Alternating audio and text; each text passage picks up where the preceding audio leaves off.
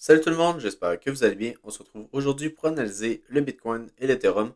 On va regarder également le FTM que je vous avais partagé un trade que pour l'instant il se passe plutôt bien.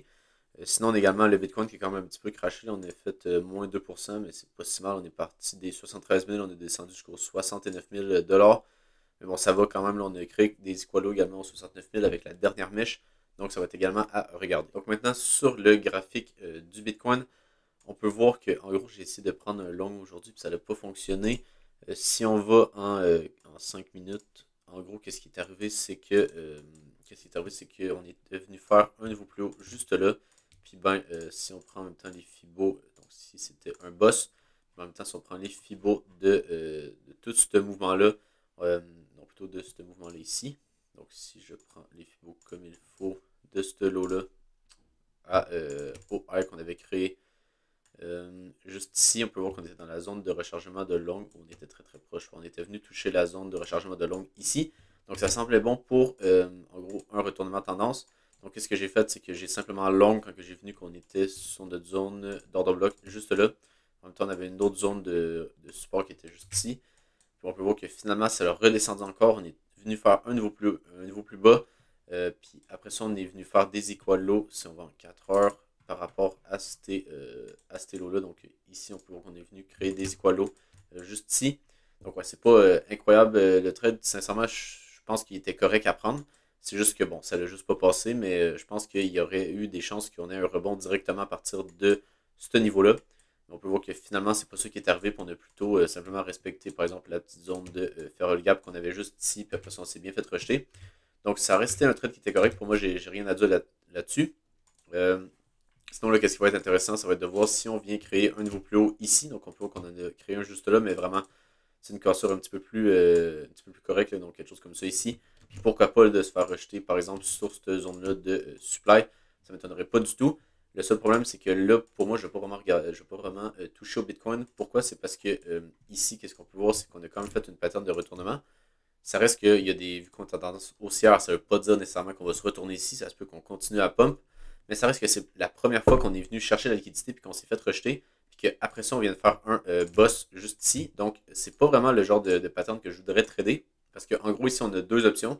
C'est soit que, en gros, ici, on se fait rejeter, puis qu'on repart pas mal plus bas, puis qu'on vient chercher les equalos que je vous parlais juste ici, puis qu'après ça, là, par exemple, on vient de faire une clôture en dessous de ce plus haut-là, de ce plus bas-là, puis que là, on pourrait confirmer en gros un changement de la structure qui passerait de haussier ici à baissier moyen terme jusqu'à temps de venir chercher des niveaux de demande qui se situent ici, puis également juste là. J'en avais parlé dans, je pense, le deux vidéos ou trois vidéos là, que je vous montrais.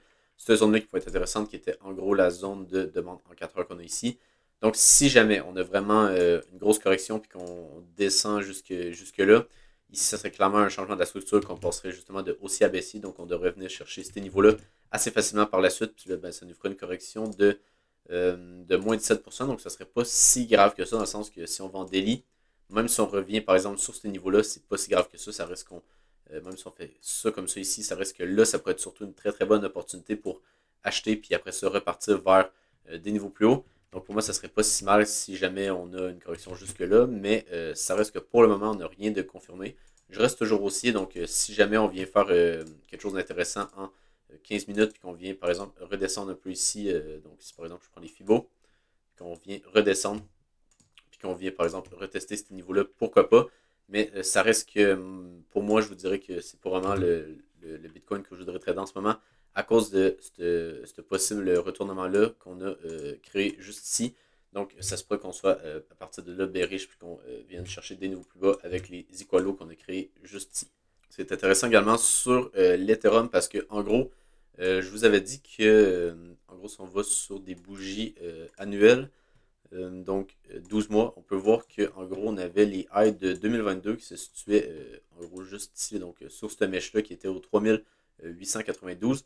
Puis ben, en gros, si on va en 4 heures, on peut voir qu'on était venu le toucher, on avait eu un petit peu de rejet. Mais l'affaire, c'est que qu'est-ce qu'il faut aussi comprendre, c'est que plus que la time frame est grande, donc par exemple, si on a une poche de liquidité en 15 minutes, ben, ça se peut que par exemple, on a notre niveau, notre poche de liquidité qui se situe ici, ben, ça se peut qu'on vienne juste toucher un petit peu, puis qu'après ça, on repart directement que ici la liquidité était juste en dessous. Mais quand on a des poches de liquidité, par exemple, des highs de 2022, les lows de 2021, peu importe, ben l'affaire c'est que les poches de liquidité vont avoir des stop loss qui vont être beaucoup plus éloignés de ce niveau-là. Plus qu'on augmente de time frame, plus que le niveau pour venir liquider, donc dans le fond le mouvement pour venir liquider les personnes va être grand. Donc ça se peut que ici sur l'Ethereum, on soit sur en gros une grande déviation ici, comme ça ici, puis qu'après ça on redescende, puis qu'on vienne par exemple chercher ce niveau-là. Donc ça se pourrait, puis en gros ça serait très logique parce qu'on peut voir que depuis les highs de 2022, on a fait quoi 5%. Donc, ça serait vraiment quelque chose qu'il faut falloir regarder, mais ça se pourrait très bien qu'on ait des stop loss qui se soient accumulés ici. Puis on se soit juste venu chercher ce niveau-là, on est venu chercher tous les stop loss pour après ça repartir puis venir faire une correction plus conséquente. Ça reste que pour moi ici sur l'Ethereum, je pense pas qu'on va redescendre en dessous de cette zone de demande-là. Donc en dessous des 3500$, ça m'étonnerait vraiment qu'on redescende en dessous. Sinon, le dernier niveau qui pourrait être en tant que support, ça pourrait être les 3330$. Mais à part de ça, ça m'étonnerait vraiment qu'on redescende en dessous de ce lot-là. Si jamais on a ça, ben là, ça va être pas mal plus bearish. Puis bon, on aurait sûrement un top là, qui serait un petit peu plus long terme avant de pourquoi pas repartir. Mais ce serait vraiment pas le scénario que moi je privilégie. Je pense qu'ici sur l'Ethereum, on a soit, en gros, vu qu'on est revenu dans le bas du range, ça se peut qu'on rebondisse directement parce qu'on peut voir que, en gros, la liquidité en dessous de ce lot-là, on l'avait prise avec cette mèche-là. Donc ça se peut qu'on rebondisse directement. Ça veut dire que le Bitcoin également serait, la patronne de retournement ne serait pas valide, là, comme que je vous montrais, qu'on était venu chercher la liquidité et qu'on était venu faire un niveau plus bas, ça veut dire que ça ne serait pas valide. Mais le problème, c'est que hier, je vous montrais quand même que, en gros, vu que là, on était haussier, donc on peut voir qu'on faisait des plus bas qui étaient toujours plus hauts, puis des hauts qui étaient toujours plus hauts. Donc on peut voir que là, on a eu clairement un changement. Donc ici, on peut voir que le high qu'on a fait ici, il était plus bas que le high qu'on a fait là. Donc là, on est passé de, par exemple, si on dézoome un peu, on est passé de haussier ici. Donc on peut voir qu'on faisait toujours une tendance qui était haussière. À là, on peut voir qu'ici, ça se pourrait qu'on soit baissier.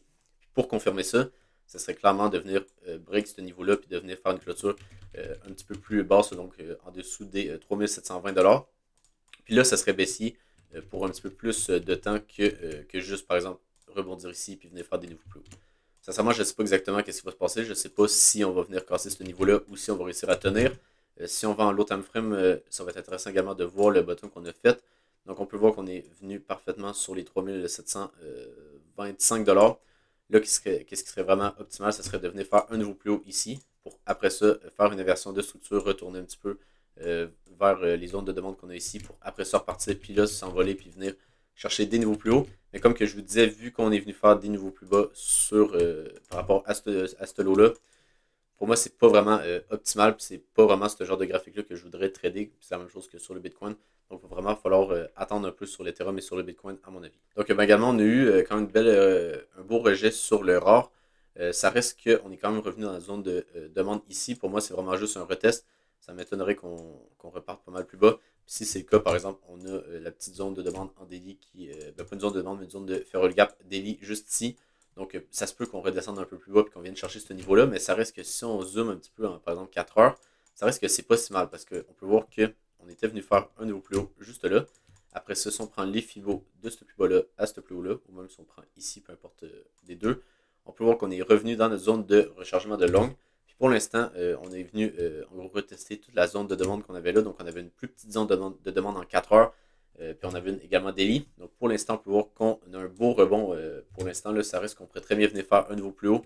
Puis c'est vraiment ça que je pense qu'il va arriver sur le Rarible. Ça se peut juste qu'on ait un petit peu plus d'attente, puis qu'on vienne faire une petite accumulation ici avant de repartir pour de vrai.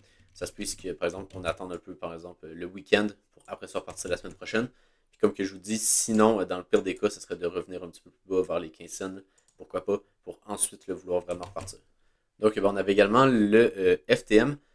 On peut voir qu'en gros, on est vraiment venu chercher parfaitement l'entrée que je vous montrais dans la vidéo d'hier.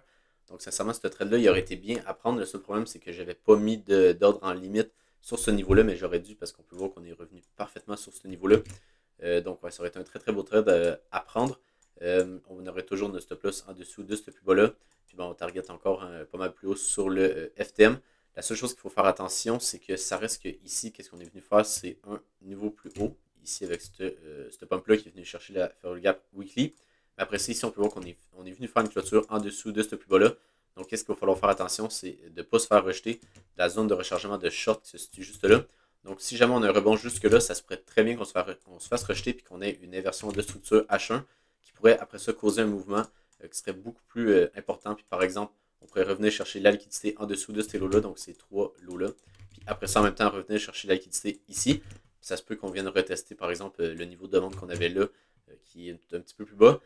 Ça serait vraiment si jamais on se fait rejeter sur le FTM, puis qu'on vient, par exemple, si je prends une flèche ici, faire quelque chose comme ça ici, pour après ça redescendre, c'est là que ça serait vraiment bearish, mais pour l'instant, ce n'est pas vraiment.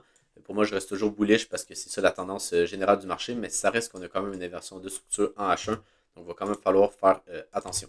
On peut également aller voir l'order flow. Pour l'instant, il n'y en a pas grand chose à dire. On peut voir qu'on a un petit peu d'open risk qui augmente.